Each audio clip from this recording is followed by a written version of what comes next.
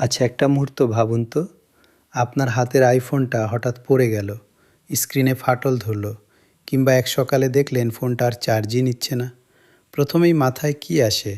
এখন কি নতুন ফোন কিনতে হবে? যদি আপনার উত্তর হ্যাঁ হয়, তাহলে আজকের এই ভিডিওটা আপনার জন্যই। কারণ আজ আমি আপনাদের জানাবো অ্যাপল ডিভাইস রিপেয়ারের আগাগোড়া সব কিছু একদম সহজ ভাষায়। প্রথমে বুঝতে হবে সমস্যাটা কত গভীর।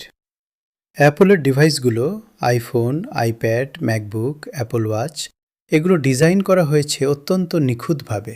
কিন্তু সেই নিখুঁত ডিজাইনের কারণেই রিপেয়ার হয়ে দাঁড়ায় জটিল। প্রতিটি পার্টস একে অপরের সাথে সফটওয়্যার লেভেলে পেয়ার করা থাকে।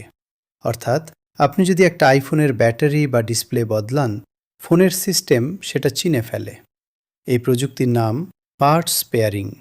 এ কারণেই যে কোনো দোকানে যেন তেনভাবে রিপেয়ার করালে আপনি পেতে পারেন ওয়ার্নিং মেসেজ, হারাতে পারেন ট্রুটোন বা ফেস আইডির মতো ফিচার। তাহলে কারিগরি দিক থেকে ব্যাপারটা কি? অ্যাপলের প্রতিটি গুরুত্বপূর্ণ কম্পোনেন্ট, ডিসপ্লে, ব্যাটারি, ক্যামেরা, এমনকি চার্জিং পোর্ট পর্যন্ত লজিক বোর্ডের সাথে একটা ইউনিক সিরিয়াল নাম্বার দিয়ে যুক্ত। রিপেয়ারের সময় এই ক্যালিব্রেশন ঠিক মতো না হলে ডিভাইস পুরোপুরি কাজ করে না। আর ম্যাকবুকের ক্ষেত্রে আছে T2 চিপ এবং সিকিউরিটি লক, যা ডেটা সুরক্ষা দেয় ঠিকই, কিন্তু রিপেয়ারকে করে তোলে আরও চ্যালেঞ্জিং। এখন আসি সমাধানে। আপনার সামনে মূলত 3টা পথ খোলা। প্রথমত, অ্যাপল অথরাইজড সার্ভিস। এখানে জেনুইন পার্টস আর ওয়ারেন্টি পাবেন, তবে খরচটা বেশি। দ্বিতীয়ত, অ্যাপলের সেলফ সার্ভিস রিপেয়ার প্রোগ্রাম।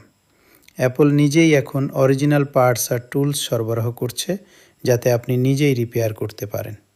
আর তৃতীয়ত, দক্ষ ইন্ডিপেন্ডেন্ট রিপেয়ার শপ, যেখানে খরচ কম, কিন্তু শর্ত একটাই: টেকনিশিয়ানকে হতে হবে সত্যিকারের অভিজ্ঞ, আর পার্টস হতে হবে ভালো মানের। রিপেয়ারে যাওয়ার আগে 3টা কাজ অবশ্যই করবেন: ডেটার ব্যাকআপ নেবেন, ফাইন্ড মাই বন্ধ করবেন, আর রিপেয়ারের পর প্রতিটা ফাংশন নিজে পরীক্ষা করে নেবেন। আর একটা ভালো খবর দিয়ে রাখি, পুরো পৃথিবী জুড়ে এখন রাইট টু রিপেয়ার আন্দোলন শক্তিশালী হচ্ছে। অ্যাপলও ধীরে ধীরে রিপেয়ারকে সহজ করছে। অর্থাৎ সামনের দিনগুলোতে আপনার ডিভাইস ঠিক করা হবে আরও সাশ্রয়ী, আরও সহজ। সবশেষে একটা কথা মনে রাখবেন, একটা ভাঙা স্ক্রিন মানে ডিভাইসের মৃত্যু নয়।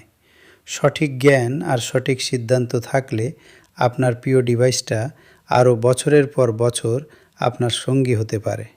রিপেয়ার মানে শুধু টাকা বাঁচানো নয়, এটা পরিবেশ বাঁচানোরও একটা দারুণ উপায়। এখন আপনার কাছে আমার প্রশ্ন, আপনার অ্যাপল ডিভাইসে কোনো সমস্যাটা আপনি সবচেয়ে বেশি ফেস করেন?